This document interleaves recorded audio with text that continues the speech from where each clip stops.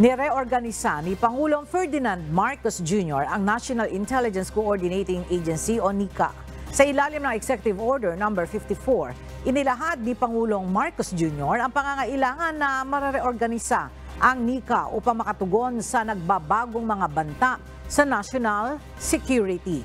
Isa sa mahalagang nilalaman ng EO ay ang paglikha ng Office of the Deputy Director General o ODDG for Cyber and Emerging Threats. Trabaho ng naturang tanggapan na magbigay ng direksyon at pangasiwaan ng counterintelligence at countermeasures laban sa cybersecurity threats, weapons of mass destruction at iba pang umuusbong na mga banta. Ang ODDG ay pamumunuan ng Deputy Director General na may posisyon na Assistant Secretary ng IA o na ia-appoint ng Pangulo.